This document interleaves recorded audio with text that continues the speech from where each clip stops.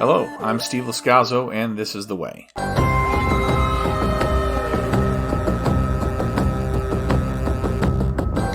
Welcome to the recap and discussion podcast for Season 2, Episode 1 of Andor, a Star Wars Story, now streaming on Disney+. Thank you so much for listening to This is the Way podcast. Before we move forward, I want to tell you what I'm going to talk about today. This is a deep dive into what happens in Episode 1 year later. And if you haven't seen it, you should stop now. If you have seen that episode and want to hear more about it. On program. That means hands on head, eyes front, feet on the floor. Do it! Tony Gilroy, scriptwriter and fixer, is the showrunner and creator of Andor. This is the man who wrote The Cutting Edge, The Devil's Advocate, Armageddon, the Bourne series of movies, and Michael Clayton, among others. He's also credited as writing on Rogue One, but he did more than that. He came in to rescue the project because Lucasfilm and Disney were not pleased how Gareth Edwards was handling it. Tony Topic Gilroy also created this show, Andor, and he wrote several episodes. Episodes 1, 2, and 3, and 11 and 12 on Season 1, and 1, 2, and 3 of Season 2. The directors for Season 2 handled blocks of shows. The first 6, so the first 2 blocks, are under the direction of Ariel Kleiman. He will handle Gilroy's scripts and then Beau Willimon's 4, 5, and 6, and then he passes the director's chair on to Jana Schmetz. Director of photography for Episode 1 of Season 2 is Christophe Nuyens. He's a Belgian cinematographer. Kind of feels like the kind of guy that Gilroy would know. Production design by Luke Hull. He won an Emmy for his work on Chernobyl. He's listed for all 24 episodes, too. That means he's handling the ones yet to air as well. The editor for Episode 1 of Season 2 is John Gilroy. Yes, younger brother of Tony and brother to Dan. No surprise how he got the job, right? But look, he's worked on some movies that made his brothers famous. So he edited Michael Clayton, The Bourne Legacy, Rogue One, but he's also done Pacific Rim, Nightcrawler, Suicide Squad. Well, Nightcrawler was Dan Gilroy's script. So it's not just nepotism. I mean, this guy edited Billy Madison. What you just said is one of the most insanely idiotic things I have ever heard. I award you no points, and may God have mercy on your soul. Classic.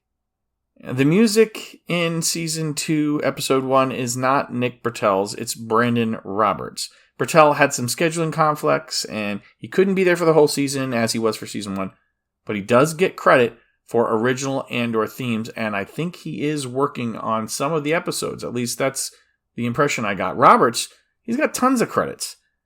Most of his old ones are for music preparation or composing additional music, but he is getting a full credit here. Nina Gold and Martin Ware casted the show. Gold has Andor on her resume, but also The Acolyte. Ware has Andor, no Acolyte, but the two do seem to work together a lot, not exclusively. Moen Leo credited as visual effects supervisor. His third movie credit is Star Wars Episode 1, The Phantom Menace. His 8th, Episode 2, Attack of the Clones. Apparently he's not listed on Revenge of the Sith, though. That's okay. Andor Season 1, Rogue One, and the Vader Immortal VR series are on his resume. He's also done stuff like The Martian, Ant-Man, Iron Man 2, Transformers, Age of Extinction, Pirates of the Caribbean, On Stranger Tides, and Mission Impossible Ghost Protocol. Costume design by Michael Wilkinson. First season of Andor, costuming was amazing.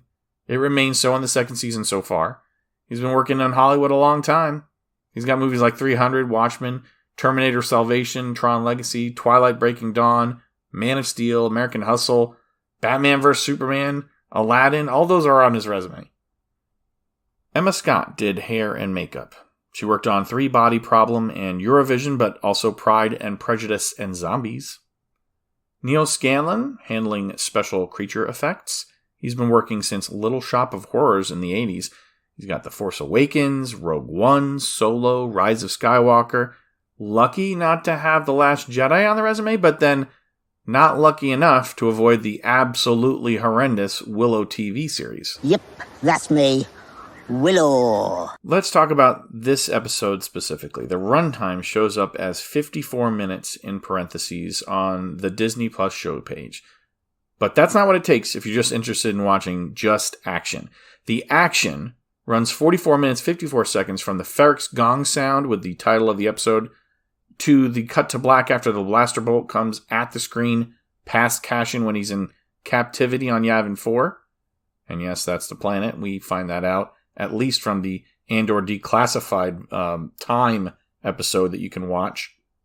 As much as I like, and personally do not skip the unique theme music for the episode, you can't count that as action. And there were 12 different versions of the opening feature for the title credits and 12 versions of Nicholas Bertel's theme in Season 1. And based on the first 3 episodes of Season 2, I think that trend may continue. It's definitely something I don't skip.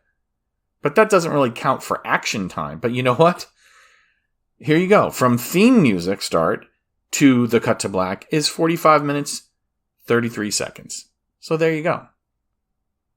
The thumbnail description available on the show's Disney Plus episodes tab reads the same as the description on the show's episode page in Disney Plus. Now, last season, there was a difference between what showed up on the thumbnail and the main page. There was a lot more description on the full episode page, but now it seems like the text appears just as it does below or beside the thumbnail. It reads, an undercover mission, a sanctuary threatened, a Chandrillin wedding, a chilling Imperial plan. Okay, we have reached the cast section. Nobody here gives their real name. Diego Luna reprises his role from Rogue One as Cassian Andor. Not news. Neither is Stellan Skarsgård returning as Luthen Rael. This is a character that was created totally for the show Andor, does not appear in Rogue One or any other Star Wars property. Genevieve O'Reilly reprises her Rogue One and Rebels roles as Mon Mothma.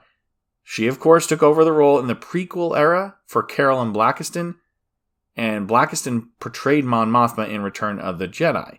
O'Reilly certainly has made the role her own. I mentioned prequel era as well because she was set to appear in Revenge of the Sith, but those scenes featuring her were cut, and they never made it to the theatrical version. You can still watch them, though.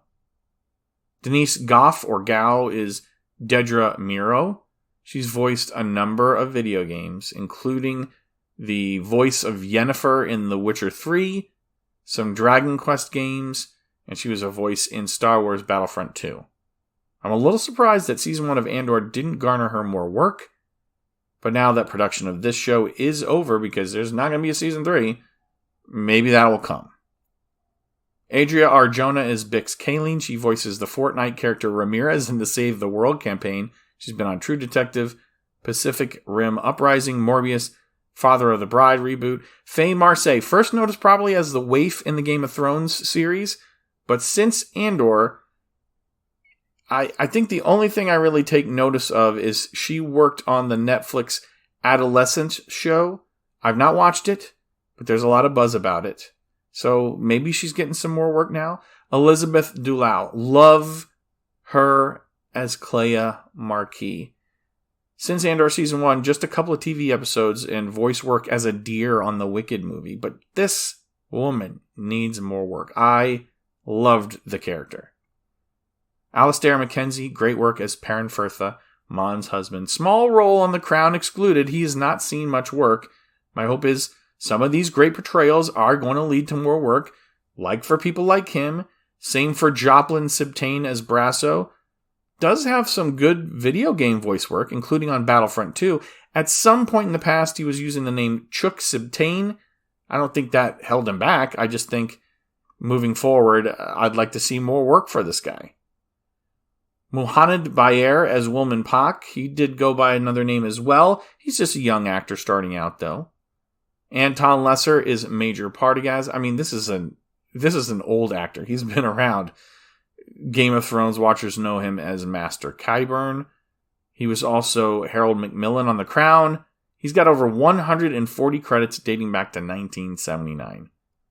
Ben Miles is Tay Kolma. If we're counting roles now, he's got more than 80 and counting over coverage of The Crown, a lot of other shows. But this I mentioned The Crown. Peter Townsend. Richard Delane is Davos Golden. He was Ludeca in The Last Kingdom. And guess what? He was in The Crown as King George V for an episode. Sam Gilroy as Gertis. This is one of the Yavin 4 Maya Pei rebels. One of the main ones, actually. Not just crew that Tony Gilroy gets the family in on, right? This was his son. But he doesn't only work for his dad or uncle. He was on several episodes of Billions. Benjamin Norris plays Barty, basically Gertis's rival. He plays Simon in Season 3 of Abbott Elementary. Ben Mendelsohn returns as director Orson Krennic. You'll speak to the Emperor about it. Naya was Rachel Diedrichs. Only a few credits. Probably use Andor to get a few more. Naya's co-worker was Chandel Waddick. She's just briefly in the background. And like Diedrichs, doesn't have a ton of credits. B2EMO is voiced by Dave Chapman. And I maintain they should have done some post-processing to this voice. The stutter, definitely a choice. But I feel like there's something off with the Eeyore vibe and the pitch of the voice. Maybe that's what they were looking for. So I can't fault him. It just doesn't work for me. Claire Brown was Talia, Brasso's love interest. So instead of an Agents of S.H.I.E.L.D. watch, I feel like this show needs a watch for The Crown. She played Linda Lawson and also had a small role in Thor the Dark World. Dr. Gorse was again played by Joshua James, just like in Season 1. Creepy. Guy's got a look. And he gets work off it. He's been in 2 separate episodes of Black Mirror. Different characters, I believe. Leda Mothma is Bronte Carmichael. 2 episodes of Halo, 2 episodes of Game of Thrones, 2 episodes of Great Expectations on her resume already, and she's young. Chandrillan Girl was Teresa Gatto. Congratulations, your first role. What a good project for your first credit. Pyramids were Brooke Holmwood and Nuala Peberty. That's his Holmwood's first credit, too, just like Gatto's. But Nuala, she has got a couple of others already. Uncle Sorter was Jonathan Coy. Downton Abbey, so much British TV. Believe it or not, I didn't see The Crown on there. But I like seeing these kinds of actors get this work. They might not consider this making it in the business, but I do. I think you got a long career like that, and then you get Star Wars. That's a bucket list thing. Aunt Squidna was Suzanne Burdish. Kind of the same thing. Probably doesn't need the money. Probably doesn't need the work with her list of credits. But now you got Star Wars on it. Funny enough, she was in Scarlet Pimpernel with Uncle Sorto's John Coy that we just mentioned there. So Aunt and Uncle were in the same series a long way back. Erskine Samaj was Piero Nialmi. That character goes back to Rebels. Not the actor, but the character does. The actor does great work here. He was in Slow Horses Season 1 as Agent McCrae. Bila was Laura Marcus. That's the water carrier girl on Mina-Rau. Pale skin, light blue eyes. When you have a distinctive look like that, and you're competent, you get work, and she will. Fleck was Sonny Pontep. I saw he worked on Halo like a couple others. Snee was Gloria Obiano. She will be one of the ones crawling in Episode 2, finding a boot with a foot. I haven't seen, but I know the show Outlander where she played Mercy Woodcock.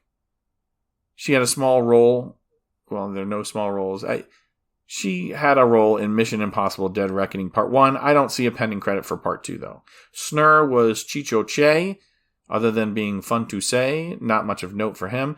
Crab was Dylan Corbett Bader. He ends up guarding Cassian for a bit and getting killed, I think, at the end of Episode 1. Shambo with the Imperial Ministry of Enlightenment was Fred Haig. Osar, his partner in crime, was Tom Durant Pritchard. He was, guess what? On The Crown, Billy Wallace. Lieutenant Moy was Joss Slovic. He's got an episode of Doctor Who on his resume. Engineer officer was Tom Bonington. Long British TV career. Science officer, Matthew Pidgeon. Admiral Daysar was David Westhead. Tick, back to the Rebels, Samaya Khan. Raud was Jack Bandera. Episodes of The Black Mirror, The Witcher, played young Cletus in Venom Let There Be Carnage. Beso was David O'Lanarigan. Neek, Dylan Brady. Nazy, Dylan Bloor. Plug was Philip Hill Person. Warhorse, Tinker Tailor, Soldier Spy, The English Game on the resume. Rika, Eva Jane Willis. She's Smitty on FBI International. So this is where I start to wonder, is everyone in the show, in all 12 episodes, listed in this credits? I don't think so, because I don't see Cyril Karn listed, but I promise you now, we're only going to list updates to this list in other recap and discussion episodes for this block. I think if I'm just going by how much time it's taken me to record, we're in the 15-minute range. It's ridiculous, right?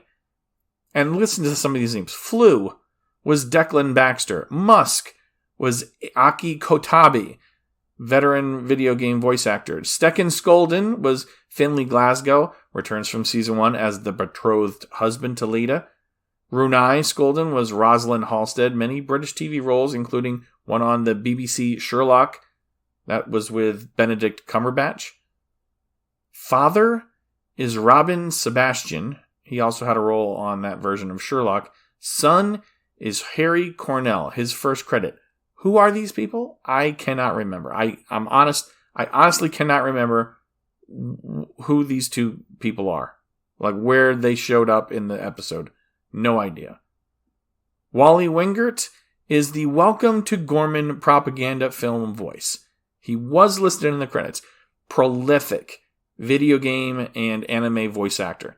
Similar work in TV reading as a newscaster style voice. So like a lot of times they will use him to do the, hello everybody, how is it going?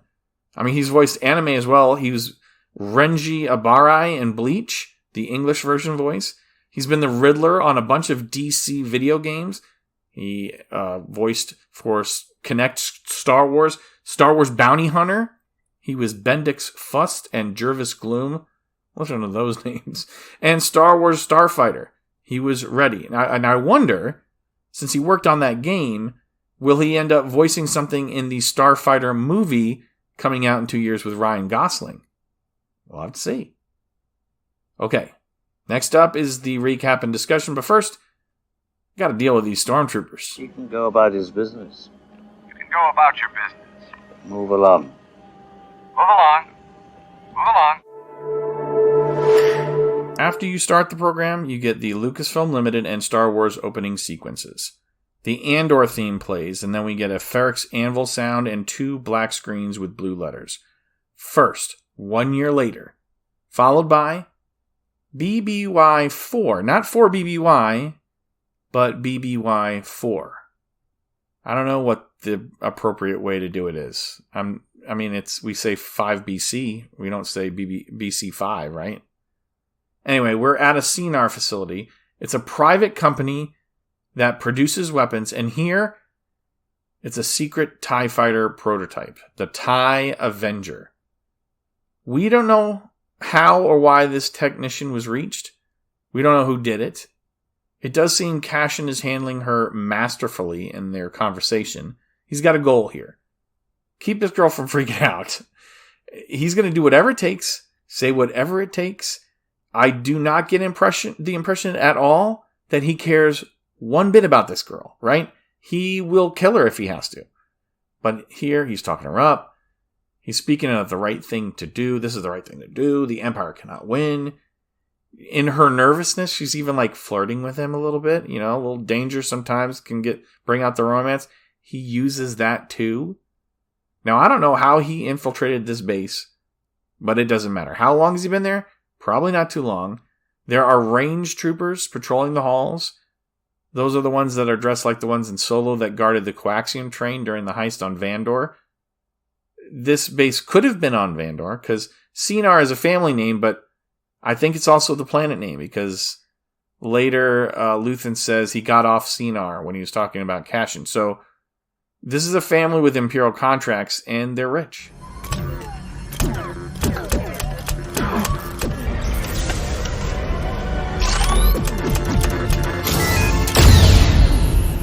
The theft of the TIE Avenger was done well, in my opinion. I loved this sequence. He may be a good pilot, But this thing isn't laid out like anything he's ever seen. He figures out just enough to get it started, and then he kind of wings it. My favorite part was the trigger sequence and the cannon not working and then finally working. That guy's a gunner. And that's the kind of humor that feels like Star Wars to me. Like Han saying, watch this, you know? The canyon chase sequence, it was good. One groundbreaking. But I liked how his tactic was to collapse something on his enemy, because then we get an echo of that 2 episodes later at the granary on Mina-Rau. It was a little weird how much he was able to bang this ship off the sides of the cliffs. I mean, he rubbed up against the rocks a lot. Now, the only thing I can think of, okay, so this is a prototype. Maybe it has extra shielding because, you got test pilots learning the ropes on this thing. So you don't want them crashing and burning and dying. It's a prototype, right? But we knew he was going to make it anyways. We really didn't need a lot from this scene.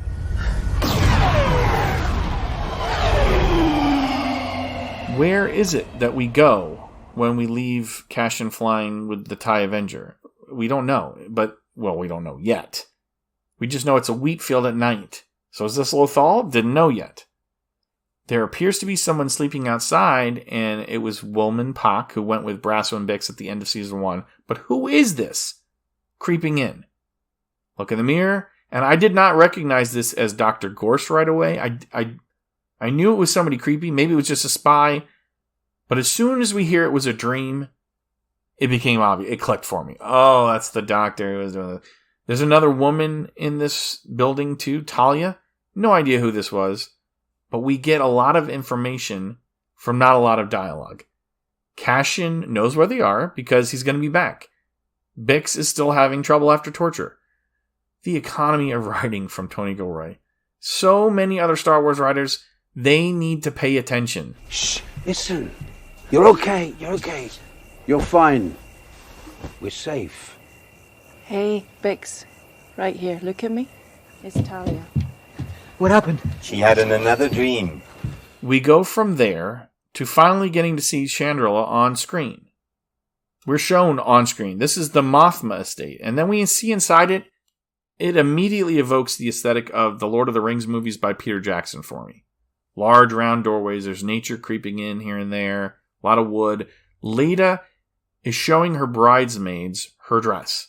So now we know that's why we're here on Chandrila. Then we switch to Mon Mothma and Perrin outside the home, welcoming guests. Her aunt Squidna is there and says, "Praise Mothma." So, is this a clue that this house is important for more than just her being the senator? Is this a greeting, a religious thing, or is this an honorific? Praise Mothma. Is Mothma a religious figure's name? We don't get any answers. We don't have any clues. This scene is a long oneer. It's a camera shot where there's walking, talking, no cuts. I think it's like 3 minutes and 13 seconds long. It takes a lot of rehearsal and a lot of attention to detail for supporting cast to hit marks. You got to be mindful of the action, where the camera is. The thing is, these oneers, they're impressive, I guess, if you work in the business, but they don't add a lot of value for me. At least if there's not... there has to be a change to the scenery. In Goodfellas, you got the trip through the kitchen to bring us from the back of the building to the front of the stage. So it shows us a lot of the building. It tells us how important Henry is to be able to work that magic for Karen. Here, it's not so much about the scenery as it is introducing us to the time. Like, so much is happening in such a short time. Frenetic wedding preparations, the stress that Mon Mothma goes through in just 3 minutes of her day. So during this walk and talk, we see her assistant. I admit it. I didn't know in the scene that it was the same envoy from Rebels, but this is Erskine Samaj. That's a Tuckerization of James Erskine, who is a story editor at Lucasfilm. This character does stick with Mon Mothma and is very loyal, and at least if they stick with what is in Rebels, he's with her when she goes into hiding. We see Vel. There are so many people calling her Mothma's cousin. Listen. This is Aunt Vel from season 1. I get she doesn't have the same last name according to the show, but neither does Perrin. I had to go back and I rewatched the scenes. I was wondering if she said cousin. No. This is her sister. Unless I hear Gilroy say otherwise, it's Aunt Vel. It's her sister or sister-in-law. Yeah? Good. There's Tay Kolma causing stress, and then Luthen Rael arrives, and he's talking to the father of the groom, Davos Skolden. Lots of stress from Mothma. Rael isn't alone, though. Kleya's in the house, at the estate. It seems that there's this concern. We haven't heard from Cassian. We don't actually get to see why. I mean, we just saw him flying off on the ship. But we don't see why even in the next scene. There's already a crowd at the docking platform. We're naked here. There's nowhere to hide a signal. Keep listening. We go back to Mina-Rau, the wheat planet, and this is where we confirm it wasn't Lothal. Makes sense to me, though, because it adds a layer of complexity to the script if you make it Lothal, and why isn't this person here, and why didn't we hear about this in Rebels? It's funny to go from lack of communication to miscommunication, though, because Willman is unsure about this water girl, Bela, so they're trying to find out about Cassian, and then Willman's trying to find out about Bela. If Bix knew now what we find out by the end of the 3rd episode in this block, she might have discouraged the flirting here, but it makes sense to me. Willman and Bela, they're just trying to find some comfort in this scary situation. How scary? Well, they're all on the run because of what happened on Ferrix. What is it? I'm not sure. It's Imperial. Have you seen it before?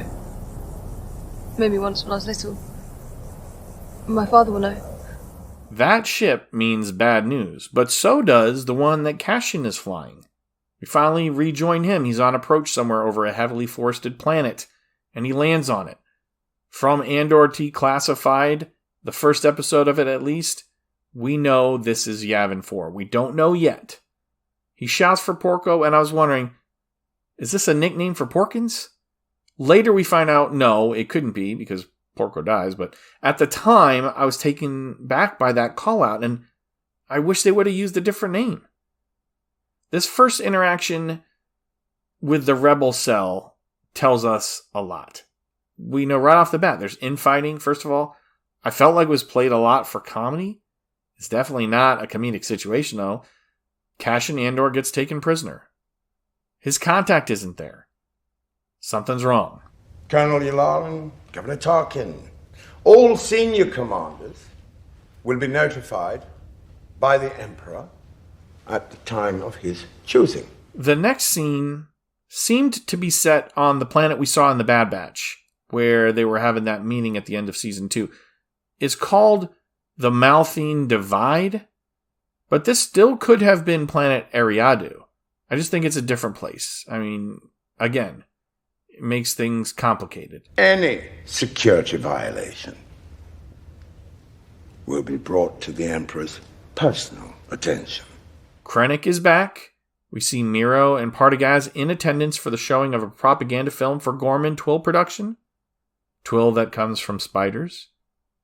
It's not clear yet to first-time viewers, but the mere mention of Ghorman means a massacre is coming.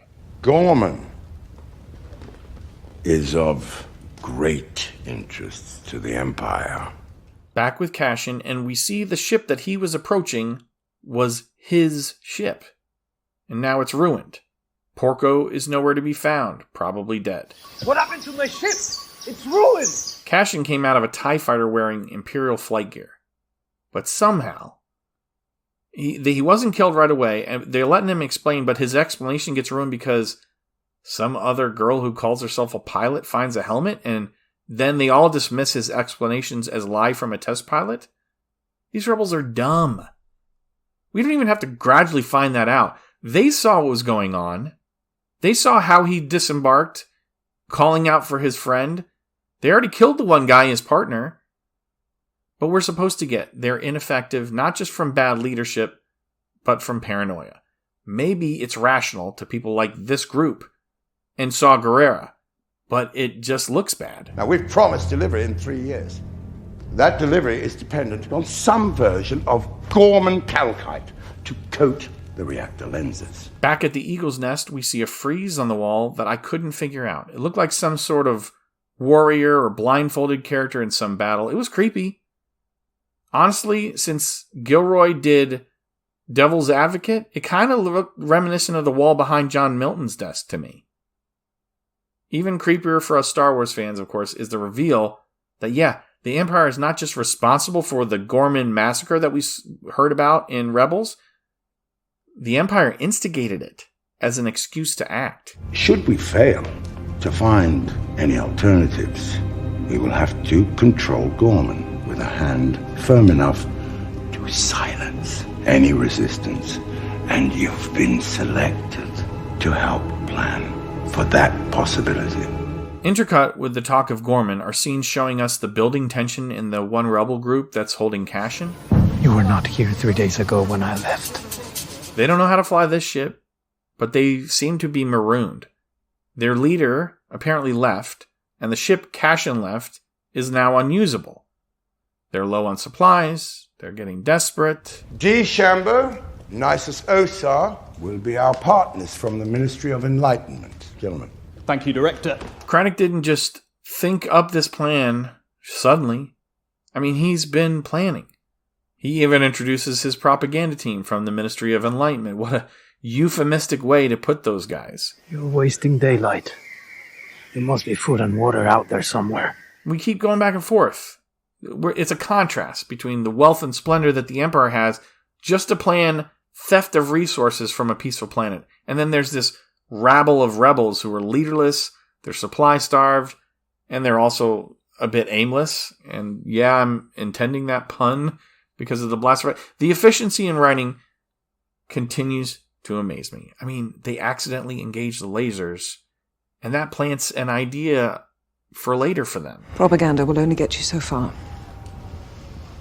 You need a radical insurgency you can count on. Count on for what? You need Ghorman rebels you can depend on to do the wrong thing. Speaking of planning ideas, Krennic grills Dedra Meero over lunch.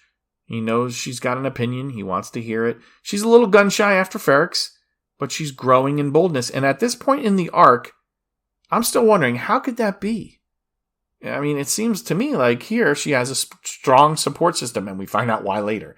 We have to wait to see why, but it's her suggestion to Krennic that isn't probably a new idea for him, but I get the impression it's the kind of idea that he wants to hear. Like, he's thinking of it already. He just wants to hear someone else say it, right? It's not based on what we know of his character from this show, but it is from what we know from Rogue One and the novel Catalyst. He is this conniver, and he's always looking to get ahead. I spoke to Kevin. He said they haven't done this in years. I've been here for 8. I've never seen it. What are they doing? An Imperial supply census. It's an audit, a spot check. They want to know what they've got, where it's coming from. What about who's doing it? He's asking. Back on Mina-Rau, we find out more about that Imperial ship, and there's going to be a census. And historically, censuses set off a bunch of stuff, don't they? I had to wonder when seeing this in Star Wars, is Tony Gilroy trying to make a comment about the Department of Government efficiency? Is the audit itself the bad thing, or is it the people performing the audit? Is he saying Musk is bad?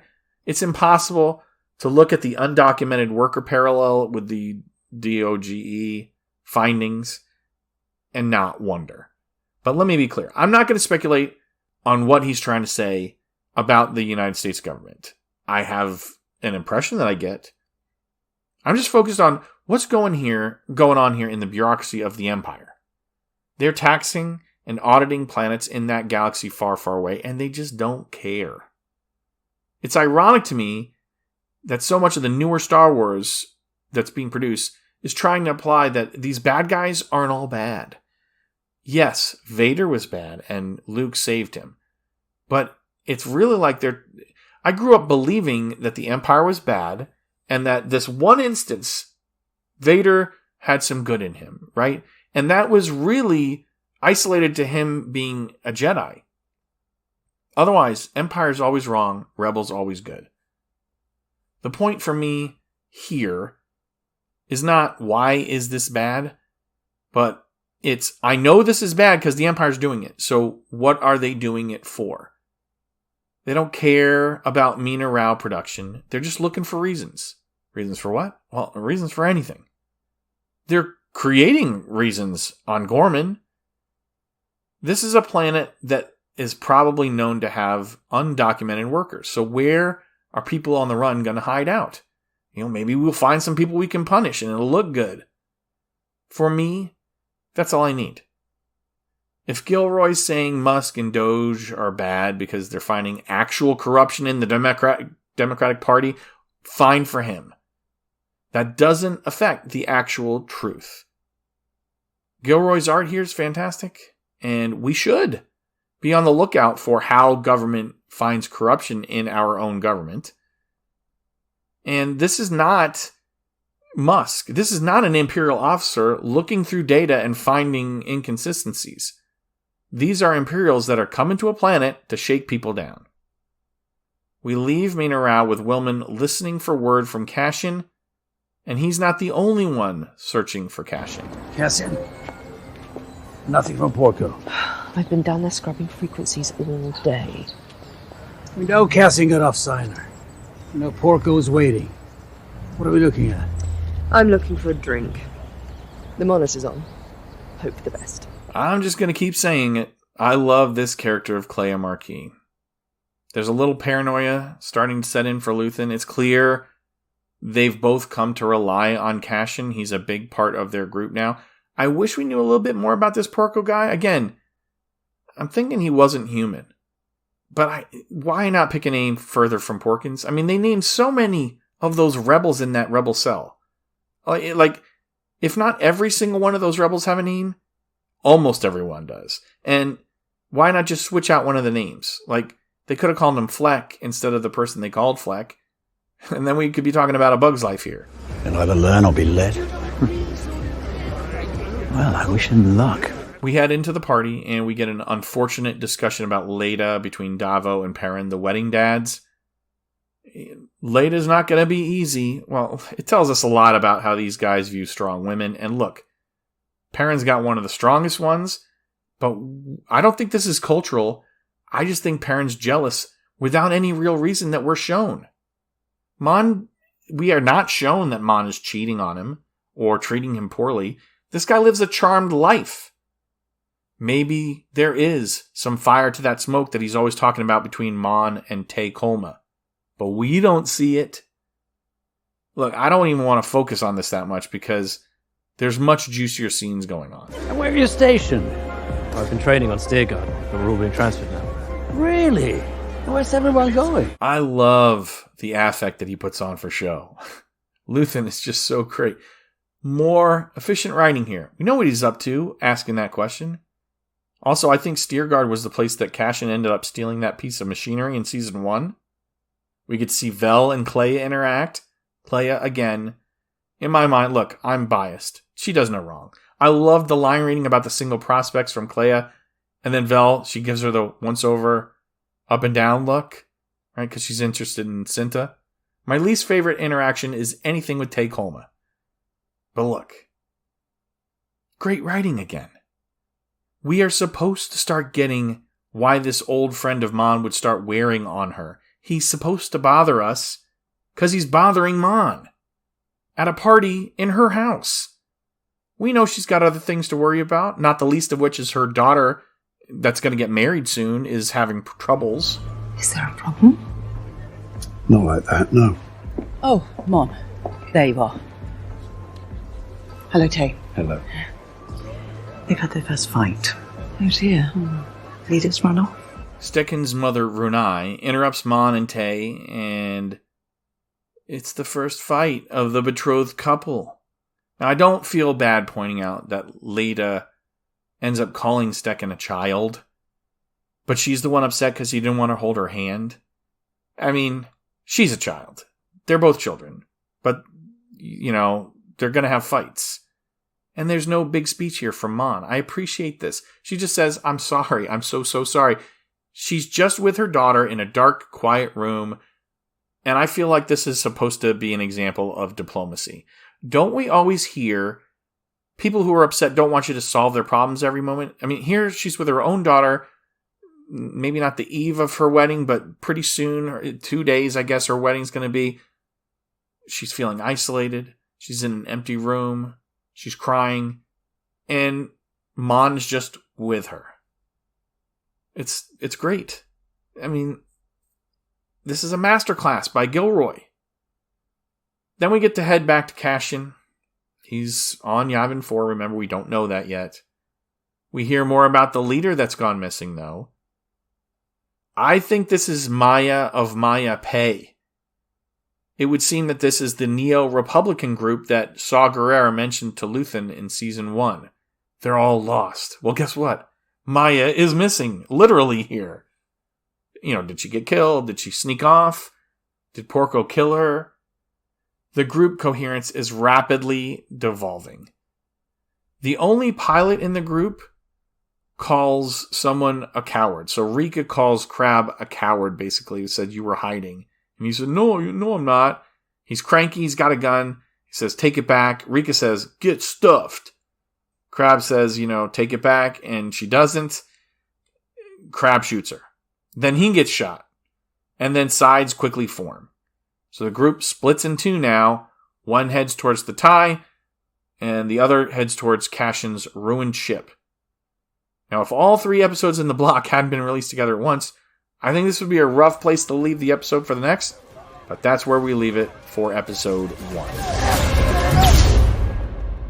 That's the recap and discussion for 1 year later, season 2, episode 1 of Andor. 2 more in the first block. I'm pretty sure you've already seen them, though. I'm not going to take too much time asking you for your feedback. What do you think? Talking about what I think, because if you haven't already, you can listen to my First Impressions podcast. It covers the entire 4 BBY story arc that is out already. So those First Impression podcasts are going to precede individual episode recaps and discussions. You can still write in. You can still comment. But I am going to be moving on to the next episode of Andor's second season, which is already available. The description for that one is Cassian caught in a rebel turf war. Mon's wedding woes mount. The Ferrex survivors face inspection. You can send feedback or comments, and I will continue to cover available episodes 1, 2, and 3 of Season 2 this week, 4, 5, and 6 next week, and 7, 8, and 9, and then 10, 11, and 12.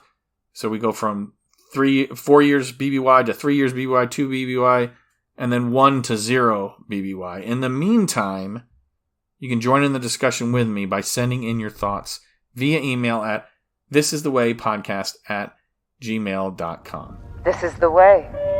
This is the way. This is the way.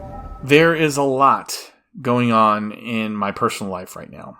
We've got a roof that's going to be repaired next week. That's going to make a lot of noise, and it makes podcasting or even researching for a podcast very difficult. We've got car troubles, and we're dealing with that. The desk that my computer sits at is literally falling apart. So I have to take everything off and try to put screws through the top of the desk into the bottom where there's a shelf underneath, and it's part of what's holding the entire desk up. If I hit this too hard, it could come crashing down. It would be ridiculous and terrible. But I've got a lot going on. So I'm doing my best to get episodes out in a timely fashion. But it may cost me. I may not be able to get episode recap and discussions done before new episodes are already out. I'm doing my best.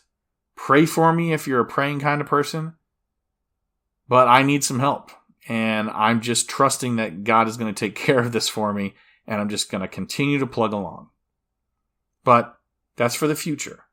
For today, I just really appreciate you joining me for this episode 1, season 2 of Andor. Because I love Star Wars still. And if you haven't already told people about This Is the Way podcast, please tell someone. Join me. Join me let's discuss Star Wars, because Andor is a great show. I have lost a lot of viewership because of the quality of Star Wars television decline. It is getting worse. The Acolyte was terrible, and not just from an opinion point of view. It was terrible for content creators because people did not want to see it and did not want to talk about it. So whether you like Star Wars or not, if you like good TV, Andor is good television. I'm your host, Steve Lascalzo, and this is The Way. May the Force be with you, always.